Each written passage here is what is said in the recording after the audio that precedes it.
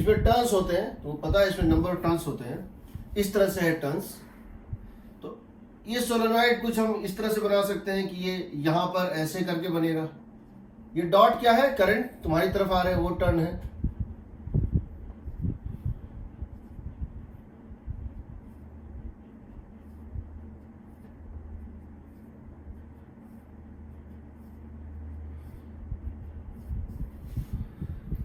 यहां देखो,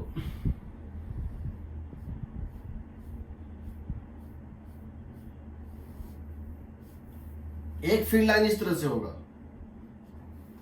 एक फील्ड लाइन इस तरह से होगा, ठीक है, जो सेंटर में होता है तो स्ट्रेट होगा। दूसरा फील्ड लाइन इस तरह से होगा,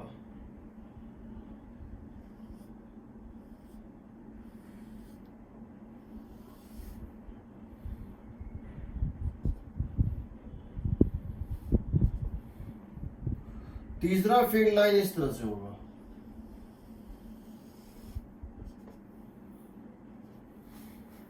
चौथा फील्ड लाइन इस तरह से आएगा। देखो, जो इस कॉर्नर से निकलता है वो एग्जैक्टली ऐसे आता है, जो इस कॉर्नर से निकलता है ना वो एग्जैक्टली ऐसे आता है, और इस एंड पर और इस एंड पर एग्जैक्टली वर्टिकल निकल जाता है।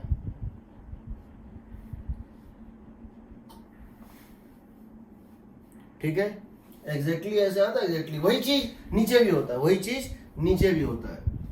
इस तरह से अंदर में फील्ड यूनिफॉर्म होता है, अंदर में फील्ड यूनिफॉर्म है, बट यहां पे फील्ड डाइवर्ज करता है, यहां फील्ड डाइवर्ज करता है। हमको सबसे पहले ये प्रूव करना है, हमको सबसे पहले ये प्रूव करना है कि ये जो फील्ड होगा, ये जो एकदम कॉर्नर से, इसके बाद का कुछ फील्ड लाइन तो इस तरह से करता है। देखो, इसके ऊपर भी कोई फील्ड लाइन ले लो, वो तो यहां से निकल जाता है, बीच से ही निकल जाता है, ऐसे।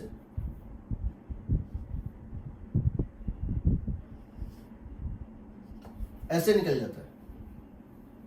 तुमको सबसे पहला चीज जो प्रूव करना है वो ये प्रूव करना है, जो इस कॉर्नर से निकलेगा फील्ड, वो एकदम वर्टिकल निकलेगा। वो क्या होगा, एकदम वर्टिकल निकलेगा। यहां से निकलेगा वो एकदम वर्टिकल निकलेगा। कैसे, इसको कैसे प्रूव करेंगे? पहला कि ये जो एकदम कॉर्नर से निकल रहा है फील्ड लाइन, वो सीधा निकलता है इसके परपेंडिकुलर। ठीक, ये वो लास्ट फील्ड लाइन है, ये वो लास्ट फील्ड लाइन है जो इसके माउथ से निकला है।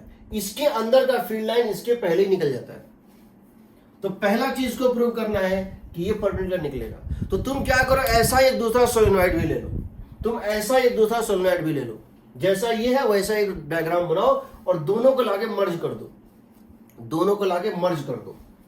तो यहां फील्ड कितना होना चाहिए मर्ज होने के बाद? 0। और हम ऐसा ही एक और सोलेनॉइड ले लें यहां के बाद, हम यहां पर हम ऐसा एक दूसरा सोलेनॉइड ले लें जिसमें ये डॉट के फॉर्म में हो और ये क्रॉस के फॉर्म में हो, इसको मर्ज कर दें। तो बताओ, ये जो पॉइंट 1 है, मान लो ये फील्ड 1 है, ये फील्ड 1 है और ये फील्ड 2 है, इसका नाम दे रहे 1, इसका नाम दे रहे 2। तो इसमें यहां क्या होगा, इसमें यहां क्या होगा, 1 होगा, और यहां क्या होगा बताओ, 2 होगा। अगर इस ब्लू वाले में ये 1 पॉइंट है, लेफ्ट एंड है जहां से एंटर हो रहा था और ये 2 निकल रहा था, तो इसमें भी ये 1 होगा और ये 2 होगा, होगा ना?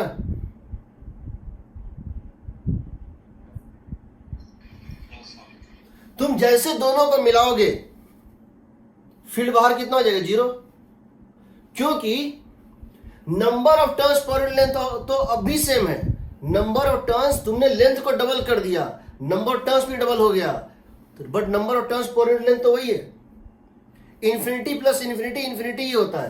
तो यहां नंबर ऑफ टर्न्स n था, लेंथ l था, इसमें नंबर ऑफ टर्न्स n था, लेंथ l था। जब तुम दोनों को मिला दोगे तो लेंथ हो जाएगा 2l और नंबर ऑफ टर्न्स हो जाएगा 2n, but number of turns तो वही रहा ना पर यूनिट लेंथ। तो यहां फील्ड 0 होना चाहिए, और ये 0 तभी होगा, ये 0 तभी होगा जब ये इसको कट करेगा। एग्रीड?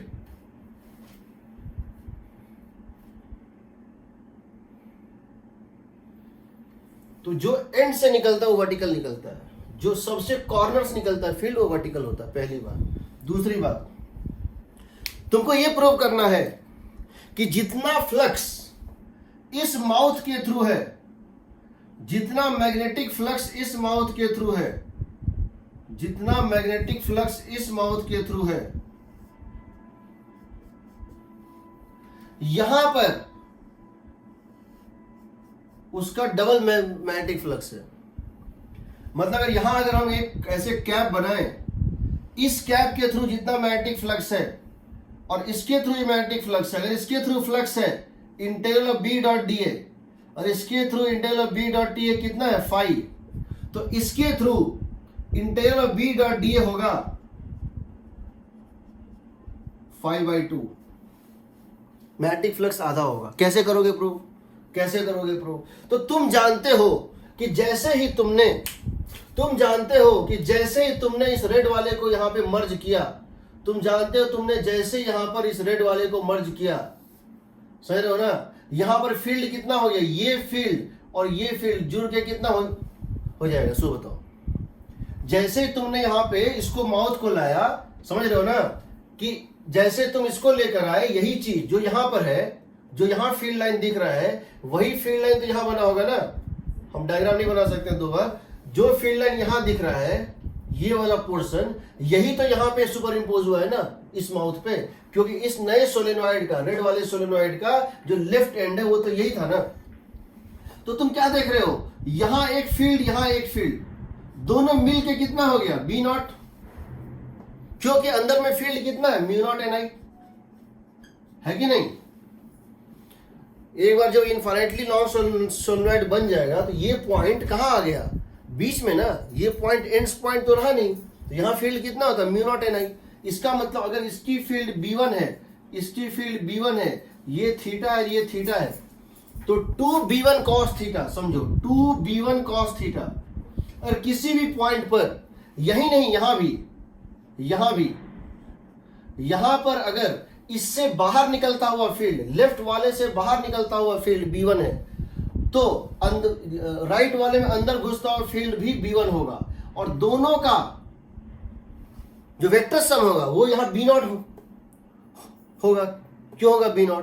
क्योंकि इनफाइनाइटली लॉन्ग सोलेनॉइड के अंदर फील्ड यूनिफॉर्म होता है। तो हर पॉइंट पे दोनों का वेक्टर सम, समझो हर पॉइंट पे इन दोनों का वेक्टर सम, इसका और इसका वेक्टर सम, एक जो यहां से निकल रहा है और एक जो यहां से एंटर कर रहा है, B0 बनता जाएगा।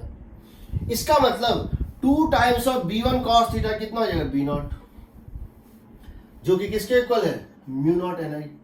अब बताओ इसके थ्रू फ्लक्स कितना है, ये तो यूनिफॉर्म मैग्नेटिक फील्ड है, ये तो यूनिफॉर्म मैग्नेटिक फील्ड था, अंदर में तो यूनिफॉर्म मैग्नेटिक फील्ड था, इसके थ्रू फ्लक्स होगा 5 थ्रू इनसाइड, 5 थ्रू इनसाइड, या कह सकते हैं इनर, 5 थ्रू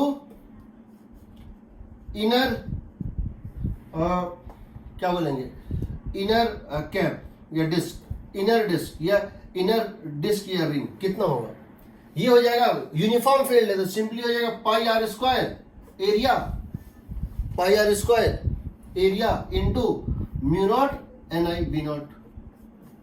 लेकिन अगर तुम इसके थ्रू फ्लक्स निकाल रहे हो तो क्या करोगे, हर पॉइंट पे क्या करोगे, जब इसका डॉट डीए लोगे, ये डीए वेक्टर है और ये डीए वेक्टर है, समझो ये डीए वेक्टर है छोटा सा, और ये क्या है बी वेक्टर है, B1 वेक्टर है, तो इसके थ्रू फ्लक्स क्या आएगा बताओ, integral of B d A cos theta.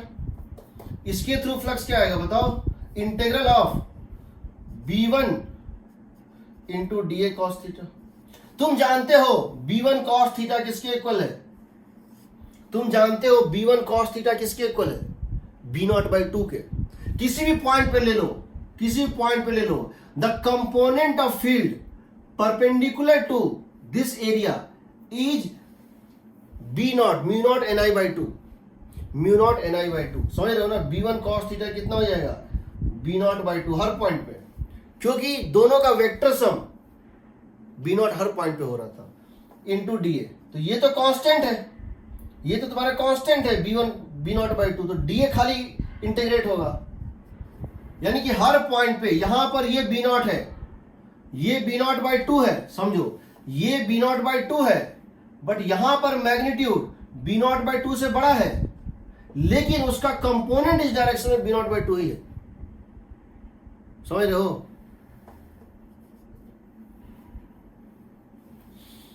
आधा फ्लक्स होगा, सही है? समझ पा रहे हो कि नहीं? फिर से बताएं। देखो ये अगर तुम डिस्क ले रहे हो एंड पर, यहां पे तुमको दो फील्ड मिलेगा। एक जो लेफ्ट माउथ के, ये मान लो हम कहीं पर ले रहे हैं फील्ड, हम यहां पे इसको यहां से काट देते हैं, हम एक लॉन्ग सोलेनॉइड को काट देते हैं, तो उसका लेफ्ट पार्ट और राइट पार्ट दोनों यहां फील्ड बनाया था। एक के कारण फील्ड लाइन इस तरह से था, एक के कारण फील्ड लाइन इस तरह से था, और दूसरे के कारण फील्ड लाइन इस तरह से था। एक सोलेनॉइड जो लेफ्ट में है उससे फील्ड लाइन निकल रहा था और राइट सोलेनॉइड में एंटर कर रहा था। तो इस पॉइंट पे एक का फील्ड अगर B1 है, दूसरे का मैग्नीट्यूड भी सिर्फ डायरेक्शन पलट जाएगा, ये भी B1 होगा। हम जानते हैं जब ये पूरा सोलेनॉइड था तो ये B0 था, कितना था? μ0 Ni। इसका मतलब है 2 times of B1 cos theta μ0 Ni। इसका मतलब B1 cos थीटा की वैल्यू हर जगह पे μ0 Ni/2 ही है। इसका मतलब इस फील्ड का कंपोनेंट इसके परपेंडिकुलर, चाहे यहां लो, चाहे यहां लो, चाहे यहां लो, चाहे यहां लो, कहीं भी ले लो, जो इसका तिरछा डायरेक्शन है, इसका दो कंपोनेंट होना है। जो कंपोनेंट इसके प्लेन के परपेंडिकुलर है उसकी वैल्यू μ0 Ni/2 ही आएगी। इसीलिए हम ये कह सकते हैं कि इसके थ्रू जब फ्लक्स लोगे तो क्या लोगे? B1 cos theta into DA। B1 cos theta इसका कंपोनेंट इंटू DA। तो जो इसको इंटीग्रेट करोगे कितना आएगा? फ्लक्स 2 आएगा। इसके थ्रू जितना फ्लक्स होता है उसका हाफ आएगा। चौथी बात, इसका मतलब समझो, हम तुमको यहां ये भी पूछ सकते हैं, क्या पूछ सकते हैं? एक सोलेनॉइड है, एक सोलेनॉइड है, ये उस साइड इनफाइनाइट तक है, ये उस साइड जो है इनफाइनाइट तक है। हमको ये दिया हुआ है यहां पर फील्ड μ0 Ni/2 होता है, इसके सेंटर पे फील्ड μ0 Ni/2। यहां एक ऐसा पॉइंट है, यहां एक ऐसा पॉइंट है जहां पे जो फील्ड है, जो फील्ड वेक्टर है, वो एंगल बना रहा है 60 डिग्री। यहां जो फील्ड लाइन एंटर कर रहा है इस पॉइंट पे, वो हॉरिजॉन्टल के साथ, एक्सिस के साथ 60 डिग्री बना रहा है। तो इसकी मैग्नीट्यूड कितनी होगी? बताओ कितनी होगी?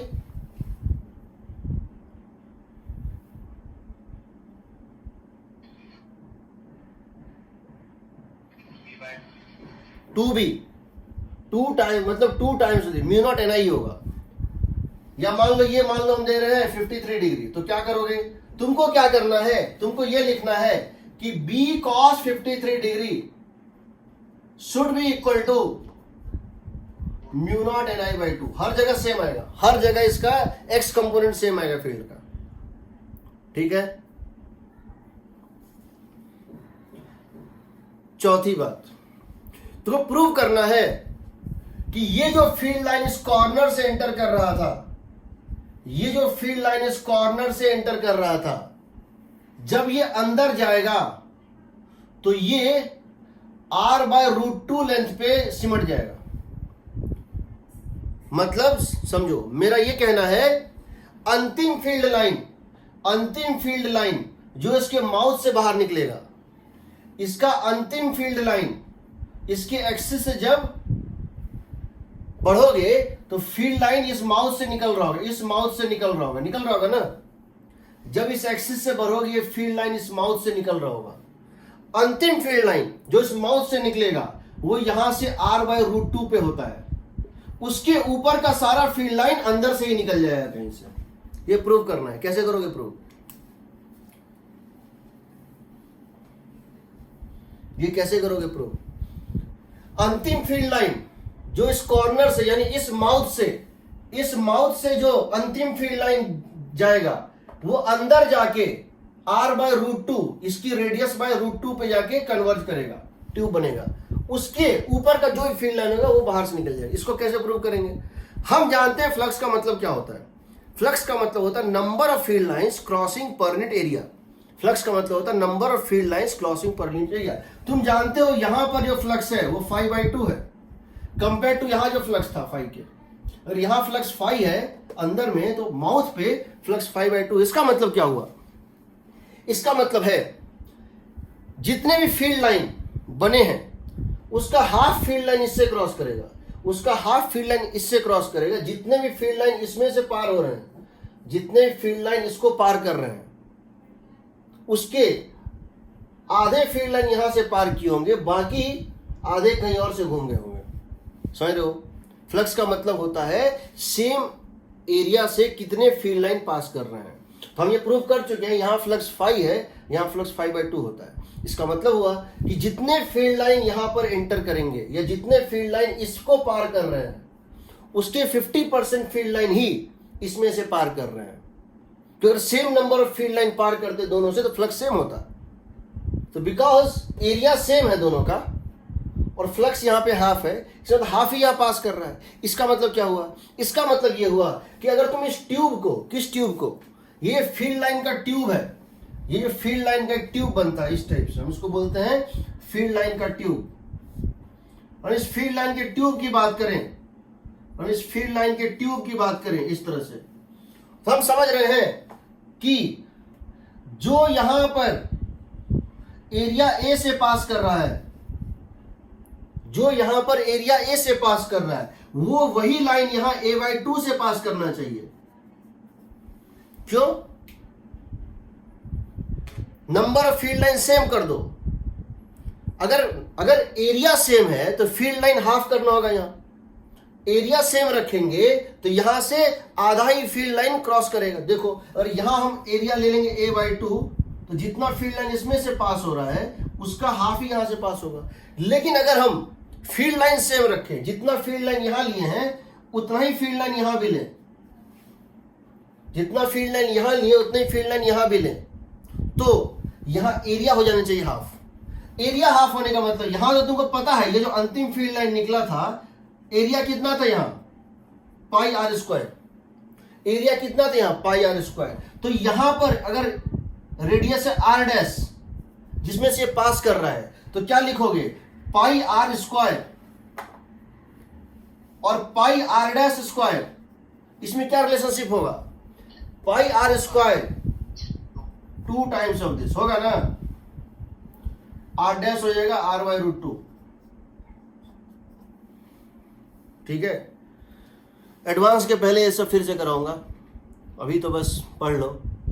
तो जब तक आईआईटी में नहीं आया है, कोई पढ़ाता भी नहीं है, जब आएगा उसके बाद फिर previous year JEE question basis पे सब स्टार्ट हो जाएंगे। ठीक है? क्या चीज? हिस्टेरेसिस लूप तो उसमें है, मैग्नेटिक प्रॉपर्टी ऑफ मैटर में। फेरोमैग्नेटिक, डायमैग्नेटिक, ये सब जब पढ़ाएंगे, वैसे तुमको बता दें तुम्हारे इस साल के लिए वैसे हम पढ़ाएंगे सब कुछ, इंडिपेंडेंट ऑफ गवर्नमेंट क्या सोच रही है। लेकिन एक इंफॉर्मेशन दे देते हैं कि जो पहला बार 30% सिलेबस का डिडक्शन हुआ था, जो पहली बार 30% सिलेबस घटाया गया था, उसमें मैग्नेटिक प्रॉपर्टी ऑफ मैटर हटाया जा चुका है। इस साल के पेपर में, इस साल के सीबीएसई में और मेंस में वो नहीं आ रहा है, एडवांस वो है ही नहीं। हम एक्चुअली वेट इसलिए कर रहे हैं कि थोड़ा सा हमको ये पता चला है कि जैसे अभी इंफॉर्मेशन है कि 50% सिलेबस घटाने का प्लान चल रहा है। 30% तो पहले ही घट चुका है, 20% और घटाने का प्लान चल रहा है। तो हमको उम्मीद है कि हम जो जो नहीं पढ़ाए हैं उसी में से कुछ घटाया जाएगा। फिर भी पढ़ाएंगे, लेकिन वो उस इंटेंसिटी का जरूरत नहीं पड़ेगा जिस इंटेंसिटी का हम लोग करते हैं। ठीक है?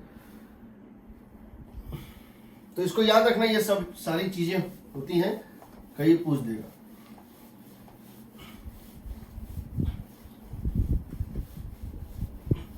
एक क्वेश्चन होता है जो कि बड़ा स्टैंडर्ड और बहुत ही मतलब, अब एक्चुअली क्या है कि अब जो मैं पढ़ाना चाह रहा हूं वो सारी चीजें बहुत हाईफाई हैं, थोड़ी सी ज्यादा ही हाईफाई हैं, तो मैं उसको ज्यादा वो नहीं करना चाहता हूं कि मैं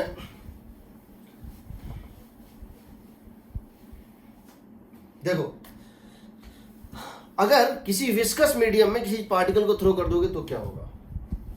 क्वेश्चन ये है, ये एक्स एक्सिस है, ये वाई एक्सिस है, ठीक है। तुमने यहां से एक पार्टिकल को ऐसे थ्रो कर दिया, charge Q, velocity V not, mass m, इसको थ्रो कर दिया अलोंग वाई एक्सिस ओरिजिन से। यहां एक मैग्नेटिक फील्ड प्रेजेंट है B, जो कि यूनिफॉर्म है तुम्हारी तरफ। लेकिन यहां एक और नया चीज है। नया चीज क्या है? ये जो मीडियम है ये एक विस्कस मीडियम है। This is a viscous medium, so this is a viscous medium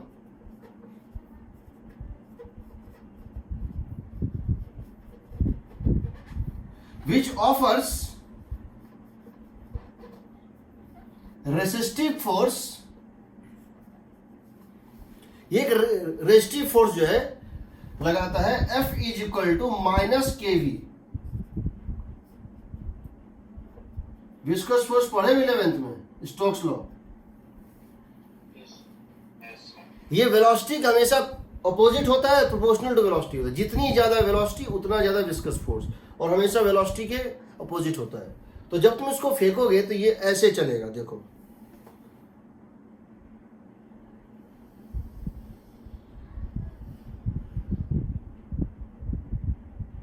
और यहां आके रुक जाएगा। तुमको निकालना है बहुत सारी चीजें, कितना डिस्टेंस चलेगा, कितना डिस्प्लेसमेंट चलेगा, कितना टाइम लगाएगा, ठीक है, speed function of time, acceleration function of time, बहुत सारी चीजें इसमें से पूछी जा सकती हैं। ये ऐसे करके चलेगा, स्पाइरल करता और फाइनली यहां पर आके रुक जाएगा। तो बताना है किस पॉइंट पे ये जाके रुकेगा, तो बताना है किस पॉइंट पे ये जाके रुकेगा, वगैरह वगैरह बहुत सारी चीजें बतानी है, ठीक है। हम इसका एनालिसिस कर रहे हैं, क्या पूछेगा एग्जाम में, एग्जाम पूछने वाले की मर्जी है, मेरा उस पर कोई कंट्रोल नहीं है। मेरा कंट्रोल है कि इंफॉर्मेशन मैं दे दूं, ठीक, मैं इंफॉर्मेशन दे दूं ताकि क्वेश्चन आए। तो हर क्वेश्चन, तो इस केस में क्या करोगे, इस केस में बड़ा इंटेलिजेंटली क्वेश्चन बनता है, और क्वेश्चन से हम कुछ निष्कर्ष भी निकालेंगे उन क्वेश्चंस के लिए जो हमने कभी नहीं दिए। पहली बात, जब ये घूमना शुरू करेगा, समझ पहले इसको तुमने दिया V, तो Q V cross B, V cross B इधर ले जा, ये ऐसे घूमेगा, लेकिन इसकी स्पीड घटती जा रही है। तो किसी पॉइंट पर जब ये यहां पहुंचेगा, किसी पॉइंट पे जब ये यहां पहुंचेगा, तो इसकी वेलोसिटी वेक्टर होगी टेंजेंशियल, इसकी वेलोसिटी वेक्टर होगी टेंजेंशियल, और इस पे जो फोर्स वेक्टर होगा ये उसकी ठीक उल्टा होगा। ये फ्रिक्शनल फोर्स जो होगा वो इस डायरेक्शन में होगा ना।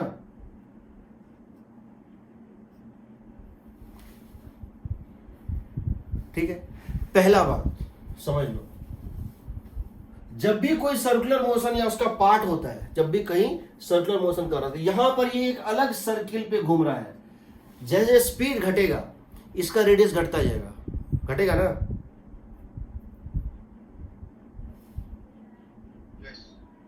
तो पहला एनालिसिस समझ लो, जो एंगुलर वेलोसिटी होता है वो होता है Q, क्या होता है, QB/m होता है, एंगुलर वेलोसिटी होता है QB/m।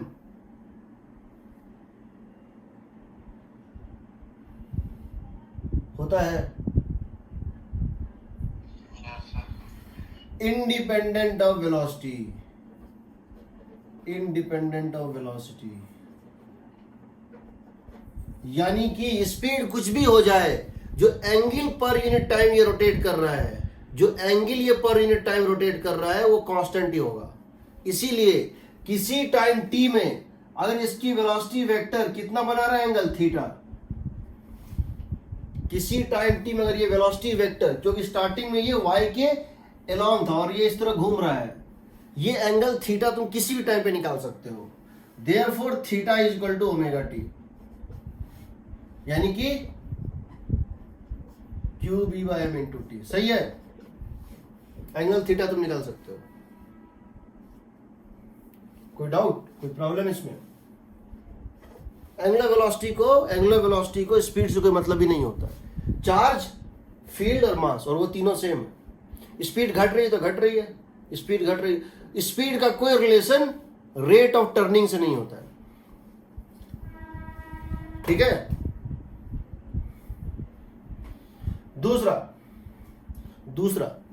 ये बताओ, अभी इसकी वेलोसिटी इस डायरेक्शन में है, टेंजेंशियल, फ्रिक्शन इस डायरेक्शन में है, तो इसकी rate of change of speed कितनी होगी? सर्कुलर मोशन में थे तुम लोग? हाँ थे। तो तुमको ये पता है टेंजेंशियल एक्सीलरेशन होता है rate of change of speed. A tangential होगा एफ टेंजेंशियल बाय मास, यानी ए टेंजेंशियल होगा minus k we bye M.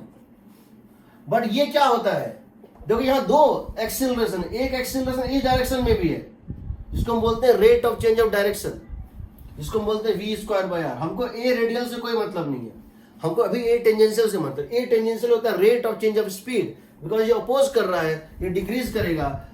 इसको तुम दो तरह से लिख सकते हो। कौन कौन से तरह से? एक तो डीवी बाई डी टी, एक तो d v by d t. Small time d t में इसकी स्पीड घट के हो जाएगी वी माइनस डी वी, चूंकि force anti parallel to velocity, magnetic force भी एक्ट कर रहा है, याद रखना। बट मैग्नेटिक फोर्स वर्क नहीं करता है, मैग्नेटिक फोर्स स्पीड नहीं चेंज करता है। स्पीड कौन चेंज करेगा? Resistive force.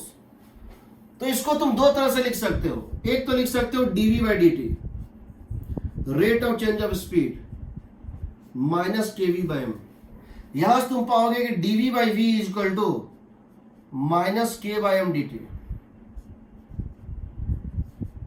इंटीग्रेट कर दो। जब time zero velocity v naught, जब टाइम टी तो मान लो स्पीड v, तो v इक्वल टू हो जाएगा कितना? v naught e to the power minus k m by, यहां से आएगा v equal to v naught e to the power minus k t by m. सही है जी?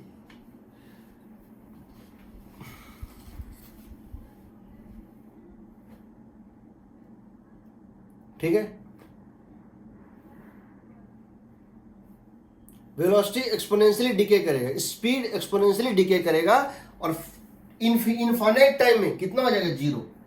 ये जो तुम्हारा स्पीड होगा ये एक्सपोनेंशियली डिके करेगा। देखो सही रहो ना, ये तुम्हारा स्पीड है, ये एक्सपोनेंशियली डिके करेगा वीटी टाइम ग्राफ,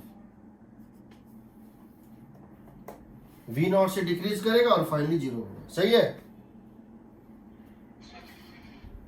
तो अब ये बताओ मुझे, ये कितने सर्किल कंप्लीट कर लेगा रुकने से पहले? एंगुलर वेलोसिटी कांस्टेंट है, एंगुलर वेलोसिटी कांस्टेंट है, फिक्स्ड है, एंगुलर वेलोसिटी कांस्टेंट है। टाइम कितना लग रहा है रुकने में? Infinite.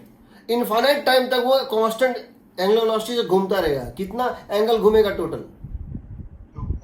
Infinite, omega into T, और टाइम लग रहा है रुकने में कितना? इनफाइनाइट। इनफाइनाइट टाइम में ये रुक रहा है। अब ये बताओ इसका डिस्टेंस ट्रेवल कैसे निकालोगे? ये टोटल कितना डिस्टेंस ट्रेवल करेगा बिफोर स्टॉपिंग? तो डिस्टेंस का दो तरीका है, या तो स्पीड टाइम ग्राफ का एरिया निकाल लो, या तो स्पीड टाइम ग्राफ का एरिया निकाल लो। Area under speed time graph would give you distance, देगा ना। और ये कितना होगा? Integral of v naught into e to the power minus k t by m d t होगा।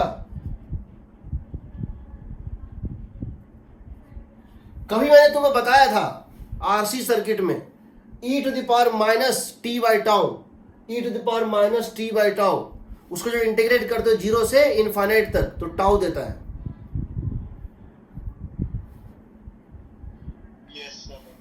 यहां ये टाउ कितना है? एम बाई के। या करके देख लेना, इसको इंटीग्रेट करोगे तो माइनस के बाई एम नीचे आएगा, और फिर इसको जीरो से लेके इनफाइनाइट तक करोगे। जब इसको जीरो दोगे e to the power zero one होता है, और e to the power minus infinity zero होता है, इतना आएगा। दूसरा इसका एक और तरीका था, तुम ऐसे ना करते, तुम ऐसे ना करते, तुम इसको लिख सकते थे, तुम इसको लिख सकते थे v dv by D L, v dv by D x. ये अगर स्मॉल लेंथ मूव कर रहा है डीएल, सॉरी डीएल ले लो, एक्स में कंफ्यूजन होगा। ये अगर डीएल मूव कर गया, वी डीवी बाई डीएल, ये कितना हो गया minus k v by m, v से वी कट गया, d v is equal to minus k by m d l. Integrate कर दो, जब एल था 0 चलना शुरू किया था, वेलोसिटी था वी नॉट, जब एल है एल तो वेलोसिटी हो गया 0, जब रुक गया तो ये आ जाएगा, देखो minus v naught is equal to minus k by m into l. So कितना हो गया, एल कितना आ गया बताओ, v naught m by k, same ना। डिस्टेंस फाइनाइट चलता है, याद रखना, ऑल्दो टाइम टेकन इनफाइनाइट है, बट डिस्टेंस ट्रेवल्ड फाइनाइट होता है, ठीक है।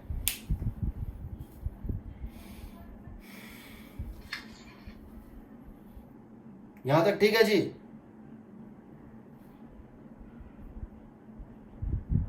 यहां तक ठीक है? देखो जब हम किसी क्वेश्चन को देखते हैं कहीं, कल को तुम लोग अगर कभी कोई और कोचिंग का या किसी टेस्ट सीरीज का कोई क्वेश्चन देखते हो, तुम्हें लगता है यार ये क्वेश्चन कभी देखा नहीं था। ऐसा इसलिए लगता है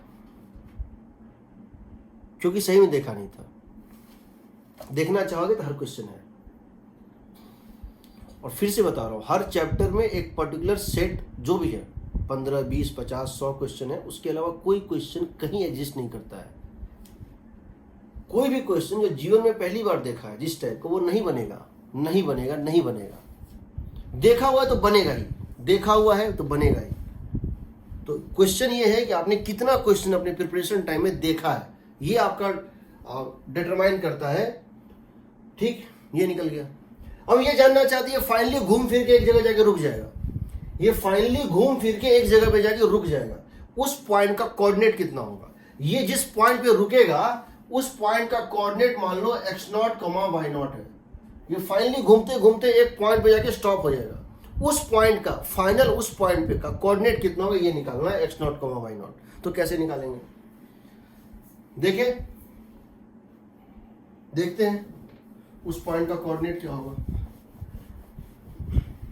इसका मेरे पास दो तरीका है, इसका मेरे पास दो तरीका है, ठीक। बिकॉज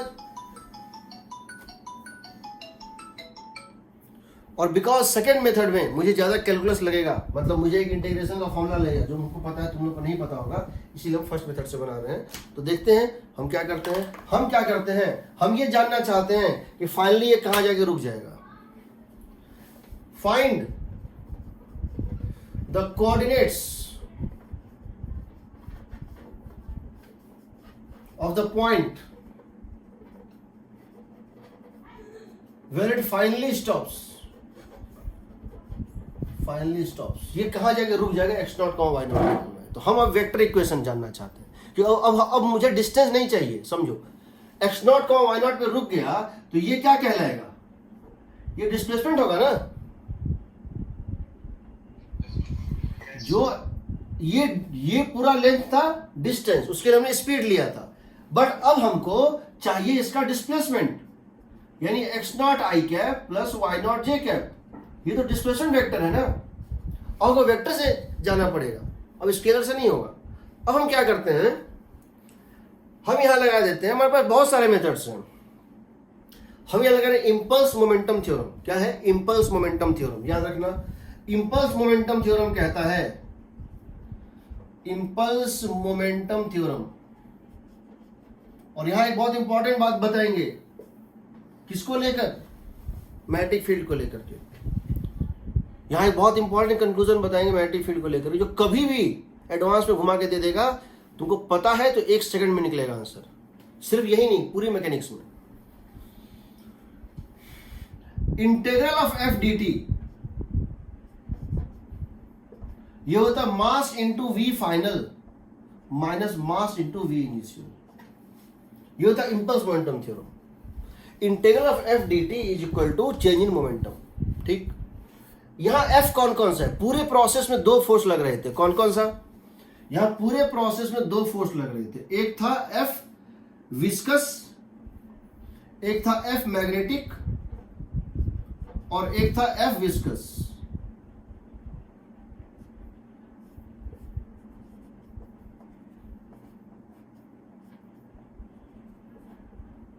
सही है ना। एफ मैग्नेटिक जो है वो क्या है, किसी इंस्टेंट पे अगर इसकी वेलोसिटी वेक्टर v है तो उस इंस्टेंट पे वेक्टर फॉर्म में फोर्स क्या होता है, ये होता है q into v cross B, where v is the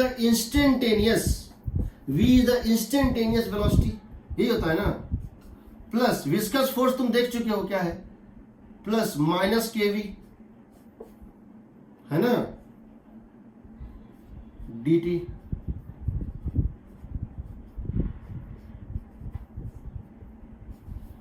the best part is कि जब तुम इसको इंटीग्रल में लिखोगे तो देखो q कांस्टेंट है, b कांस्टेंट है, इंटीग्रल ऑफ v dt यही वैरी कर रहा है ना, q कांस्टेंट है, मैग्नेटिक फील्ड कांस्टेंट है, वेलोसिटी वेक्टर वैरी कर रहा है ना, cross b,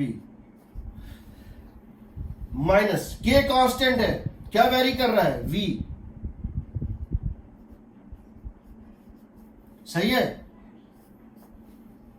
is equal to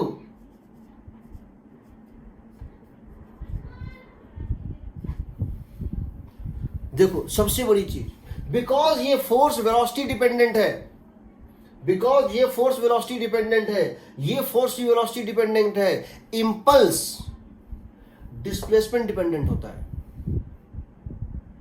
कैसे वेलोसिटी वेरी क्या मैटर नहीं करता है, क्योंकि integral of v d t होता है नेट डिस्प्लेसमेंट। तो याद रखना, कहीं भी कोई भी फोर्स ऐसा है, या मैग्नेटिक फोर्स के केस में इंपल्स निकालना बहुत आसान होता है, मैग्नेटिक फोर्स के केस में इंपल्स निकालना बहुत आसान है। क्यों? जब भी तुम करोगे मैग्नेटिक फोर्स का इंपल्स तो क्या लिखोगे, v q v cross B d t लिखोगे ना, ये हो गया इंपल्स,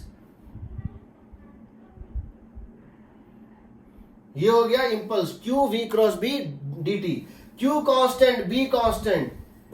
इवन सर्कुलर मोशन में भी क्या था, इवन सर्कुलर मोशन में क्या हो रहा था बताओ, सर्कुलर मोशन में क्या हो रहा था, जब यूनिफॉर्म जब ये विस्कस फोर्स नहीं था और वो यूनिफॉर्म सर्कुलर मोशन में घूमता था तो क्या होता था, क्यू कांस्टेंट था, बी कांस्टेंट था, v cross v d t क्या हो गया, डिस्प्लेसमेंट। तो अगर पूरे सर्किल में घूम गया डिस्प्लेसमेंट कितना हो गया,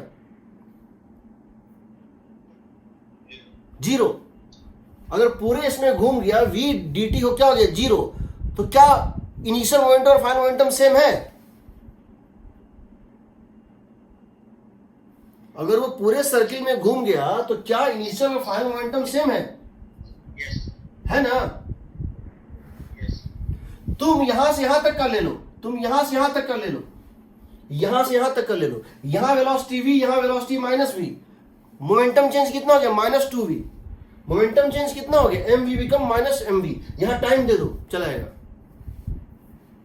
तो याद रखना, अगर वेलोसिटी डिपेंडेंट फंक्शन है, वेलोसिटी कैसे वेरी कर रहा हो चिंता मत करो, क्योंकि वेलोसिटी तुमको नहीं पता है, dt नहीं पता है, बट v dt पता है, उसको बोलते हैं डिस्प्लेसमेंट। तो यहां क्या हो जाएगा देखो, q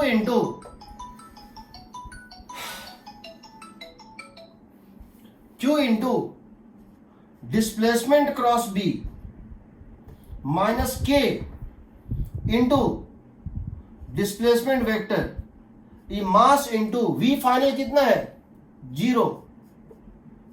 v इनिशियल कितना था बताओ, वेक्टर v इनिशियल कितना था, इनिशियल वेलोसिटी वेक्टर क्या था, इनिशियल वेलोसिटी वेक्टर क्या था, v नॉट j क्या था ना, आ गया।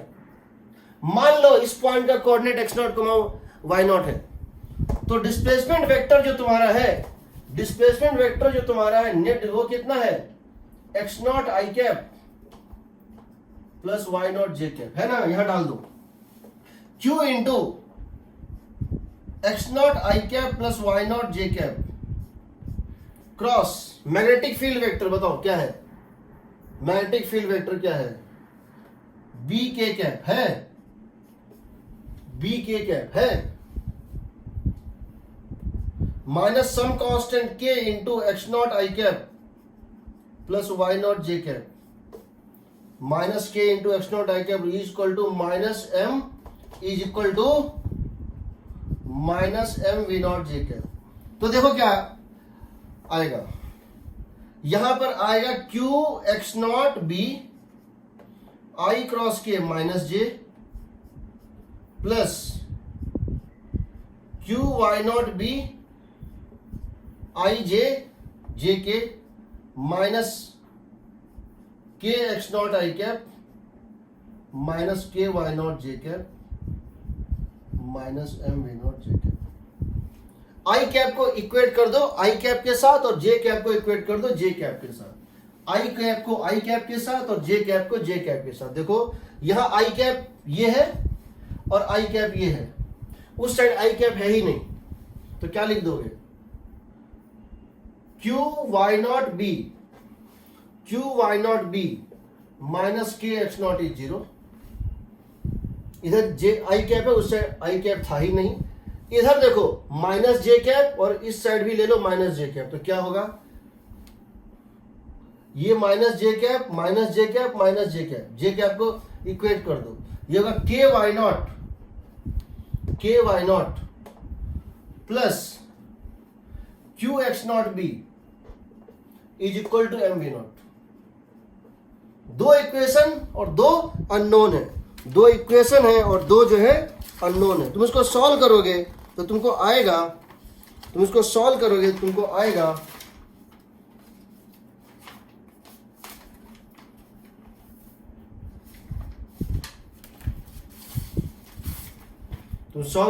यहां पे x naught is equal to q B naught m v naught by k square plus